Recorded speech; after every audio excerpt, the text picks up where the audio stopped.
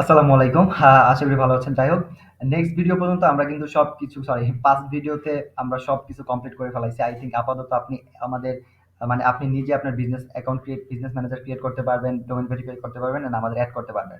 But তারপরে মনে হলো যে না, আমি আরেকটা ভিডিও বানাই আপনার জন্য। সেটা হচ্ছে হইতে পারে আপনি ধরেন বিজনেস ম্যানেজার ক্রিয়েট করছেন, সবকিছু করছেন, বাট আপনি আপনার ব্রাউজার ক্লোজ করে দিছিলেন। ঠিক আছে? আমি এটা ক্লোজ করে দেই। ওকে, একদম ক্লোজ করে দিলাম ব্রাউজারটা। সো এখন মনে করেন যে কিভাবে আপনি ক্লোজ করে দিচ্ছেন, তারপরে কিভাবে আপনি আবার বিজনেস ম্যানেজারে যাবেন, গিয়ে আবার জিনিসটা অ্যাড করবেন। সো এই প্রসেসটা একটু ধরেন দেখা দিই, যাতে আপনি এই কাজটা সহজে করতে পারেন। আই থিঙ্ক পারবেন, বাট হইতে পারে আপনি এখানে যায়া আটকে যাইতে পারেন। সো যেন আপনি আটকে না যান, কাজটা করতে পারেন। সো এটার জন্য এটা একটু দেখেন, হয়ে যাবে। সো ফার্স্টে আপনি আবার ধরেন সবকিছু ক্লোজ করে নেক্সট দিন বা কয়েক ঘন্টা পরে আবার ওই পর্যন্ত যাবেন কিভাবে? তো আপনি ফেসবুকে আসবেন। আসার পর আপনার ফেসবুকে আগে লগইন করবেন। লগইন করার পর যে ইনভাইট মেথডগুলো দেখাইছিলাম, এখান থেকে সাইড নেবে আপনি মেটা বিজনেস সুইট পেয়ে যাবেন। ওকে?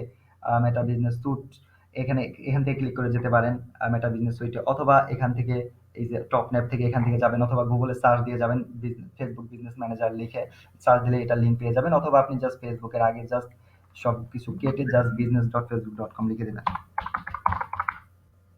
business.business.facebook.com লিখে দিলেই আপনি আপনার মেটা বিজনেস সুইটের মধ্যে ইন্টারফেসে চলে আসবেন।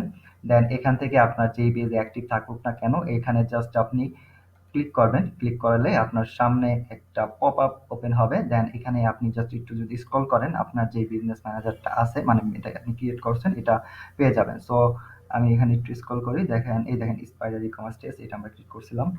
সো আপনারটার মধ্যে আপনি যেটার মধ্যে কাজ করতে চান বা পিপল অ্যাড করতে চান, এটার মধ্যে জাস্ট সেটিং এ ক্লিক করবেন। এটার পাশে সেটিং আইকনে, এটার পাশের সেটিং আইকনে ক্লিক করার পর আপনার সামনে একটু কয়েক সেকেন্ড টাইম নেবে, লোড হবে, অ্যান্ড আপনার সামনে আপনার মেইন এই বিজনেস ম্যানেজারের যে ইন্টারফেসটা আছে, এটা ওপেন হয়ে যাবে। ওকে, সো এটা আপনার এইখানে ওপেন হয়ে যাবে।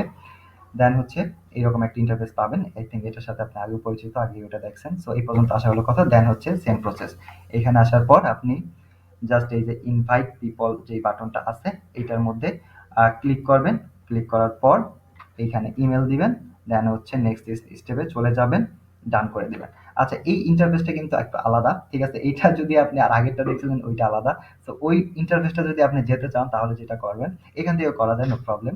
দেন হচ্ছে আপনি একটু স্ক্রল করে নিচে গেলে আপনি দেখবেন এখানে আরেকটা সেটিং আছে, বিজনেস সেটিং নামে। মানে বিজনেস সেটিং এ আসার পরে আবার এইটার আন্ডারে আবার আরেকটু নিচে গেলে আরেকটা বিজনেস সেটিং পাবেন।